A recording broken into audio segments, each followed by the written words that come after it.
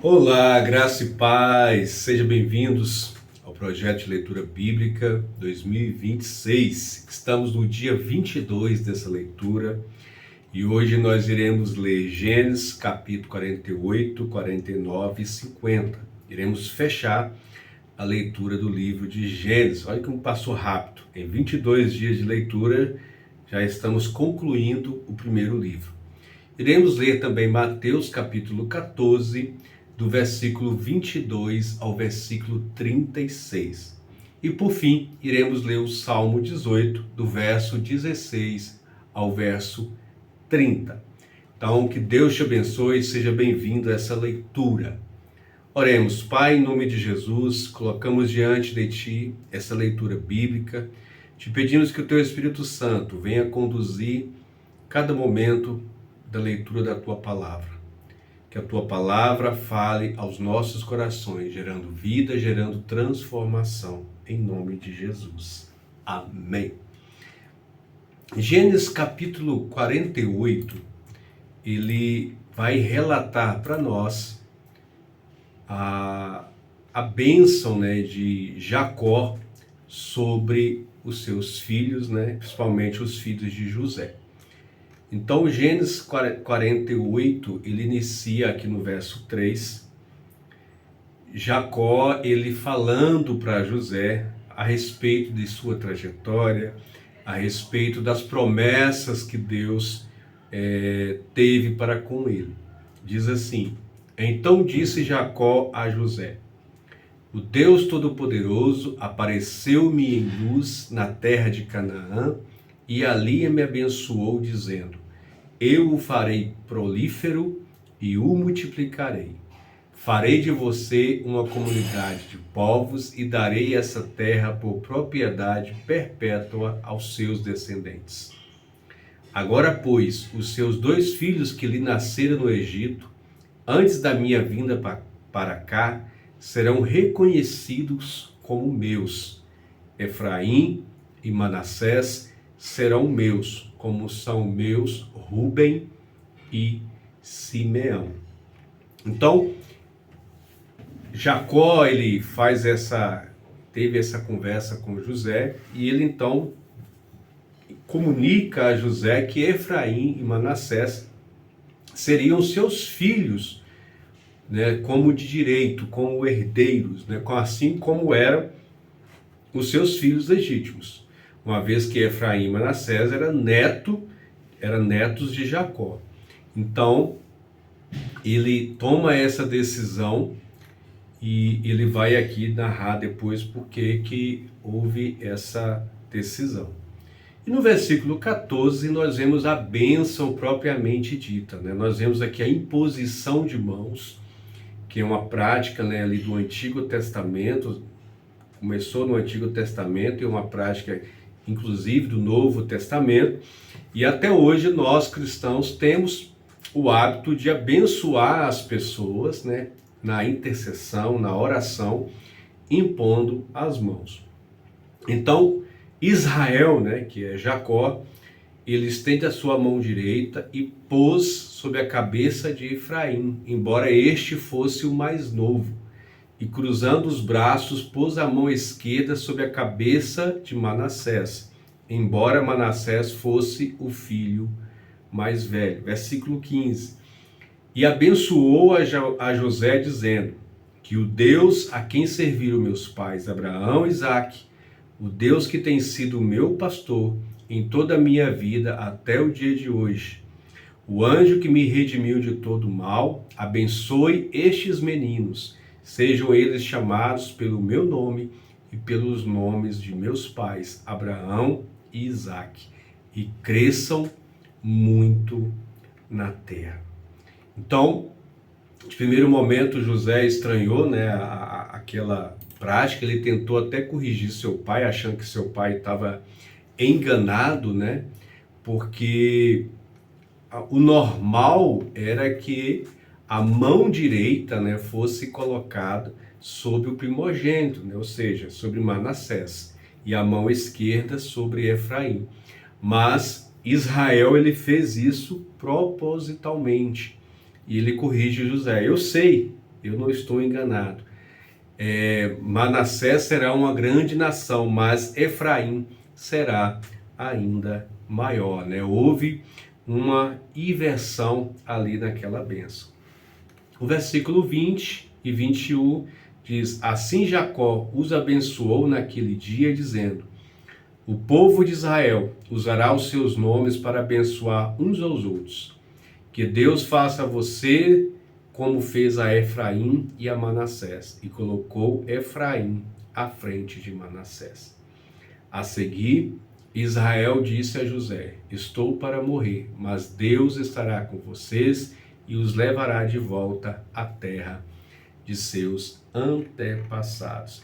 Então nós vemos aqui Israel abençoando a sua descendência, né, a descendência de José, declarando aqui a bênção da primogenitura sobre Efraim e o abençoou. Capítulo 49. Gênesis 49, nós vemos então agora Israel, né, ou seja, Jacó, chamando os seus filhos, né, os seus 11 filhos, e para cada filho ele fala o que aquele filho representava, as características daquele filho, e dá uma bênção sobre cada um deles. Nós vamos ver aqui que ele vai honrar a vida de Rúben, né, que é o primogênito, vai falar da força, do vigor, né, vai falar que ele é turbulento como as águas, e já não será superior, ou seja, vai perder a primogenitura porque ele subiu a cama de seu pai. Nós lemos isso lá atrás, quando Rúben deitou com uma das concubinas de Jacó.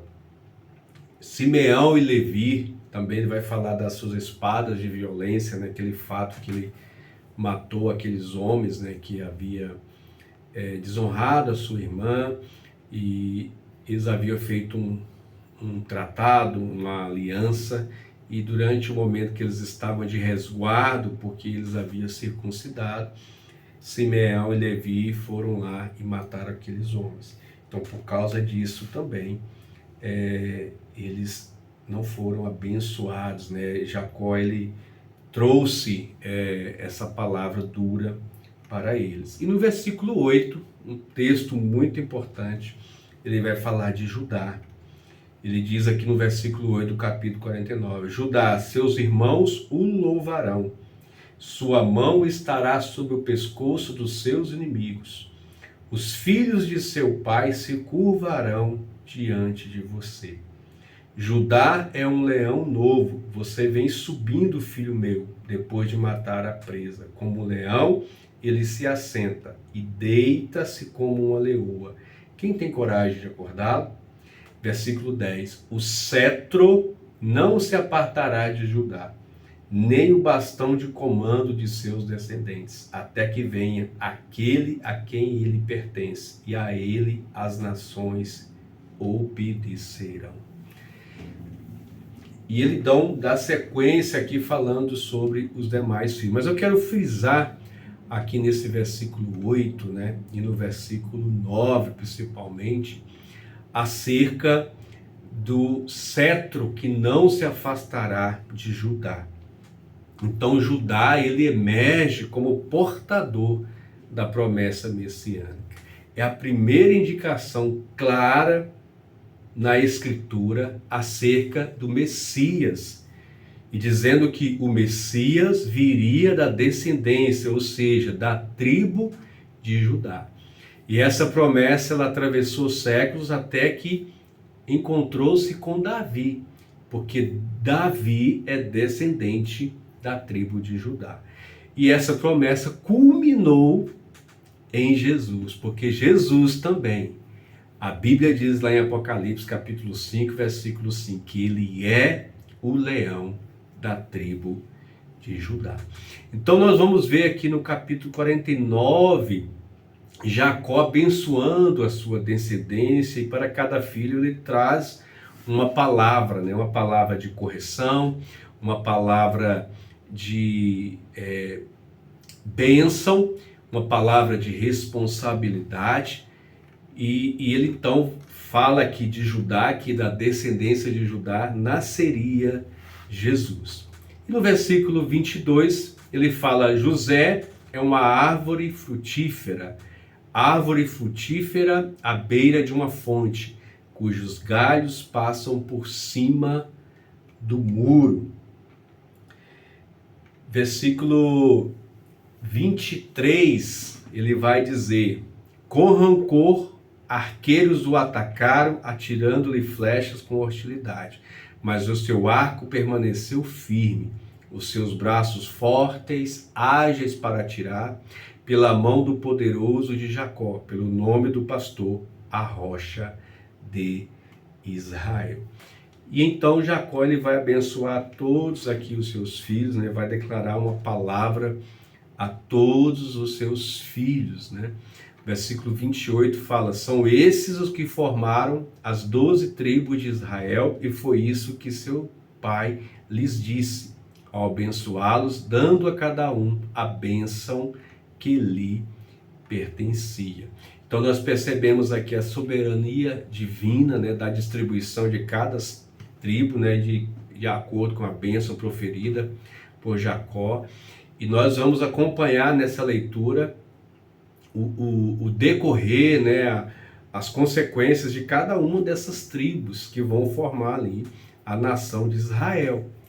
E é muito importante nós entendermos agora, aqui no finalzinho de Gênesis, a bênção que foi liberada sobre cada filho, e cada um desses filhos representaria as tribos de Israel. Amém? Vamos agora para Gênesis capítulo 50. Gênesis 50, ele vai encerrar então, o capítulo 50, vai encerrar aqui o livro de Gênesis, vai falar que Jacó morreu, né? E o versículo 1 fala que José atirou sobre seu pai, chorou sobre ele e o beijou. Logo após esse período, houve um momento de luto, né, muito grande. Jacó ele foi honrado ali no Egito como um estadista, como alguém muito importante para aquela realeza. Ele teve 40 dias de lutos, teve um período de embalsamento, né, ali do corpo de Jacó, e os egípcios choraram sua morte durante 70 dias. E logo após isso, José pediu a Faraó que ele pudesse sair com o corpo de seu pai do Egito e sepultasse aonde o seu pai havia orientado que ele assim o fizesse. E houve uma comitiva muito grande que acompanhou José, né, conduzindo seu pai para a terra de Canaã, onde ele foi sepultado, né, lá na caverna de Macpela, que ele havia comprado anos atrás, que Abraão, né, havia comprado anos atrás para o sepultamento de sua esposa. Então, versículo 15, nós já vamos ver agora a preocupação dos irmãos de José. Então, José e seus irmãos foram, levaram seu pai, prantearam, sepultaram e voltaram para o Egito. Os irmãos de José ficaram preocupados, pensaram assim: olha, nosso pai morreu, agora nós estamos aqui à mercê de nosso irmão, a quem nós fizemos muito mal. Eles até inventaram a história, né, para que chegasse ao ouvido de José que o seu pai havia lhe prometido, né, aos seus irmãos que não era para ele vingar-se dele, né, que não era para retribuir o mal que eles havia feito a José com mal. E então José, aqui no versículo 19, disse: não tenham medo, estaria eu no lugar de Deus? Vocês planejaram mal contra mim, mas Deus o tornou em bem, para que hoje fosse preservada a vida de muito. Por isso não tenham medo, eu sustentarei vocês e seus filhos. E assim os tranquilizou e falou amavelmente, né? Então ele trouxe essa mensagem de perdão na prática, não porque o pai deles não estivesse ali, ele não deixaria de cumprir aquilo que ele havia tomada a decisão, né? E depois nós vimos que José também está perto de morrer, aqui no versículo 24, e ele então traz uma mensagem profética, dizendo que Deus certamente viria no auxílio deles e os tiraria daquela terra, levando para a terra que prometeu com juramento a Abraão, a Isaque e a Jacó. No versículo 25, José fez que os filhos de Israel lhe prestassem um juramento, dizendo-lhes: quando Deus intervier em favor de vocês, levem os meus ossos daqui. E José morreu com 110 anos e depois foi embalsamado e colocado num sarcófago no Egito. Então, o Gênesis 50, ele fecha aqui o livro de Gênesis com 3 movimentos importantes. O perdão de José definitivo em relação aos seus irmãos. A profecia do Êxodo, né? Ele fala aqui no versículo 24 e 25 que aquele povo sairia ali daquela terra. E a sua morte em esperança, né? Então, eu quero só frisar aqui a questão do perdão, né? O perdão é algo soberano e algo divino, né? José não perdoou os seus irmãos porque eles merecessem, mas porque ele reconheceu que Deus governou até o mal para o seu propósito redentor. Ele entendeu que o seu perdão não iria minimizar o pecado, ou seja, vocês planejaram mal contra mim, ele deixou bem claro, mas ele os submete à graça transformadora de Deus. Então, muitas vezes nós não entendemos os propósitos de Deus, nós questionamos por que certas situações ocorrem conosco, por que pessoas nos perseguem, por que pessoas se levantam contra nós. O nosso papel é confiar no Senhor, entregar na mão dele e perdoar sempre. Esse é um mandamento divino, que nós devemos buscar sempre. Esse coração que ama, esse coração que perdoa, entendendo que Deus é que faz justiça por nós. Amém? Vamos agora para Mateus capítulo 14, versículo 22 ao versículo 36. Na primeira parte de Mateus, nós vimos ali que Jesus fez um milagre, né, da multiplicação dos pães e os peixes. E agora aqui a partir do versículo 22, Jesus, ele entrou num barco e ele foi para o outro lado daquele rio, daquele lago, né? Após ele despedir a multidão. E ele subiu ao monte para orar e ao anoitecer ele estava ali sozinho. E o barco estava a uma distância considerável, né, daquela terra, fustigado pelas ondas porque o vento soprava contra eles. Versículo 25, alta madrugada, Jesus dirigiu-se a eles andando sobre o mar. Quando viram andando sobre o mar, ficaram aterrorizados e disseram: é um fantasma, e gritaram de medo. Mas Jesus imediatamente lhes disse: coragem, sou eu, não tenham medo. E naquela história ali, Pedro, que era o mais afoito, né? Pedro, que era o sanguíneo, falou: se é tu mesmo, Senhor, mande que eu vá andando sobre as águas.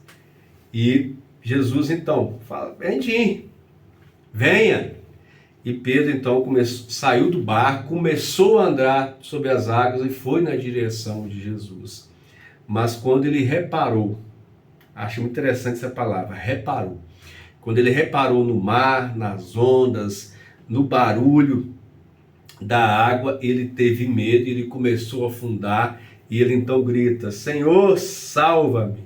E Jesus imediatamente levantou a sua mão, o segurou e disse: homem de pequena fé, por que você duvidou?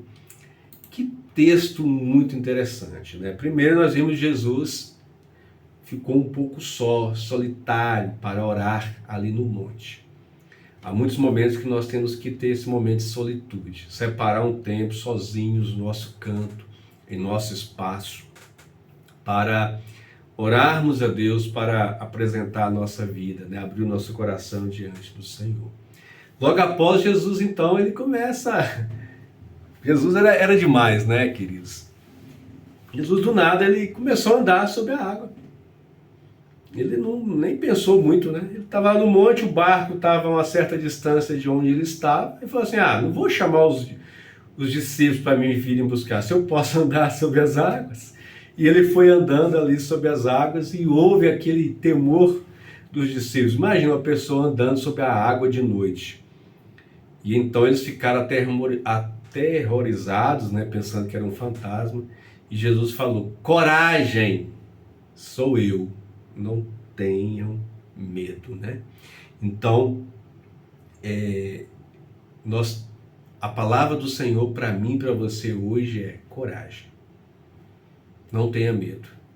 Eu não sei que fantasmas têm aparecido no seu caminho, eu não sei o que tem te assustado, eu não sei se é o dia de amanhã, se é a preocupação do trabalho, família, enfim. Mas a palavra que eu deixo ao seu coração hoje é a mesma que Jesus disse para aqueles discípulos que estavam atemorizados. Coragem, não tenha medo, confie em Jesus. Amém? Nós temos que buscar sempre no Senhor essa coragem. E nós vimos aqui a ousadia de Pedro, mas aquela ousadia inicial, ela se transformou em um momento de frustração.